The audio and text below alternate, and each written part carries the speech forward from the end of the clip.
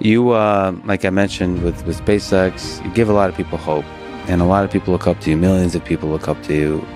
If we think about young people in high school, maybe in college, what advice would you give to them about if they want to try to do something big in this world, they want to really have a big positive impact? What advice would you give them about their career, maybe about life in general?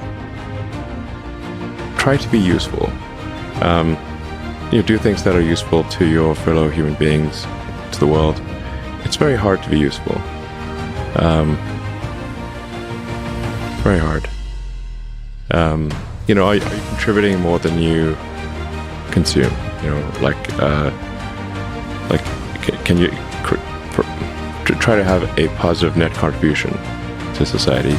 I think that's the thing to aim for. Not to try to be sort of a leader just for the sake of being a leader or whatever. A lot of time, the people you want as leaders are the people who don't want to be leaders. So, if you can live a useful life, that is a good life, a life worth having lived. And like I said, I would encourage people to use the mental tools of physics and apply them broadly in life.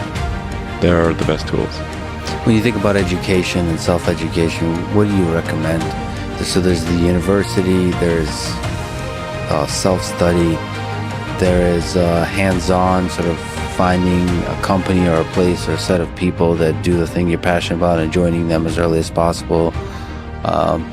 There's taking a road trip across Europe for a few years and writing some poetry. Which trajectory do you suggest? In terms of learning about how you can become useful, as you mentioned, how you can have the most positive impact.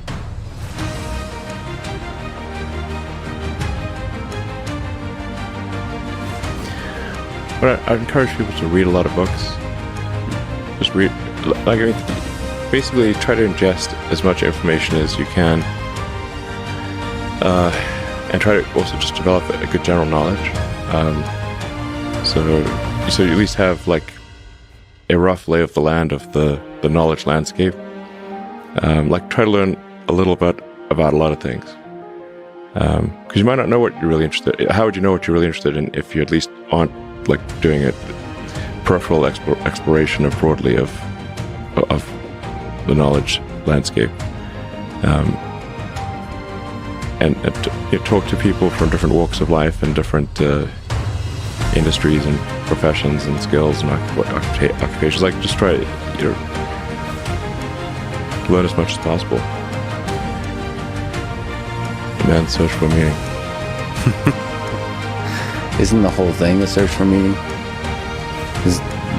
Yeah, what's the meaning of life and all, But just generally, like I said, I would encourage people to read broadly in many different subject areas, and then try to find something where there's an overlap of your talents and what you're interested in. So people may be good at something, or they may have skill at a particular thing, but they don't like doing it. Mm-hmm. So you want to try to find a thing where that's a good combination of the things that you're inherently good at, but you also like doing. And reading is the super fast shortcut to figure out where are you both good at it, you like doing it, and it will actually have positive impact. Well, you got to learn about things somehow. So reading a broad range, just really read it. At one point when I was a kid, I read through the encyclopedia, so that was pretty helpful. And there are also things I didn't even know existed. Well, lots, obviously. And it's like as broad as it gets. Encyclopedias were digestible, I think. 40 years ago. Maybe read through the condensed version of the Encyclopedia Britannica. I'd recommend that. You can always skip subjects, so you read a few paragraphs and you know you're not interested, just jump to the next one. So read the encyclopedia or skim through it. And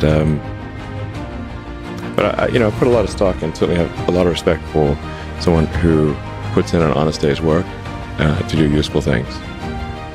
And just generally to have like not a zero-sum mindset, or like have more of a grow the pie mindset. Like if you sort of say like when I see people like perhaps including some very smart people kind of taking an attitude of like doing things that seem like morally questionable, it's often because they have at a base sort of axiomatic level a zero-sum mindset, and they, without realizing it, they don't realize they have a zero-sum mindset, or at least they don't realize it consciously. And so if you have a zero-sum mindset, then the only way to get ahead is by taking things from others. If it's like if the pie is fixed, then the only way to have more pie is to take someone else's pie. But this is false. Like obviously the pie has grown dramatically over time, the economic pie. So in reality, you can have to overuse this analogy, you can have there's a lot of pie. Yeah, pie is not fixed. Yes. So you really want to make sure you're not operating without realizing it from a zero-sum mindset, where the only way to get ahead is to take things from others. Then that's going to result in you trying to take things from others, which is not good. It's much better to work on adding to the economic pie. Maybe, so creating, like I said, creating more than you consume, doing more than you, So that's a big deal. I think there's like a fair number of people in finance that do have a bit of a zero-sum mindset. I mean, it's all walks of life. I've seen that. And one of the reasons Rogan inspires me is he celebrates others a lot.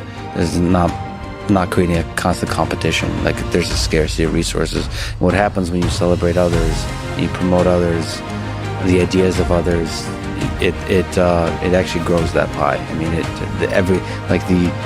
the resources become less scarce. Mm-hmm. And that applies in a lot of kinds of domains. It applies in academia, where a lot of people are very see some funding for academic research as zero-sum. It is not. If you celebrate each other, if you get everybody to be excited about AI, about physics, about mathematics, I think there'll be more and more funding, and I think everybody wins. Yeah, that applies, I think, broadly.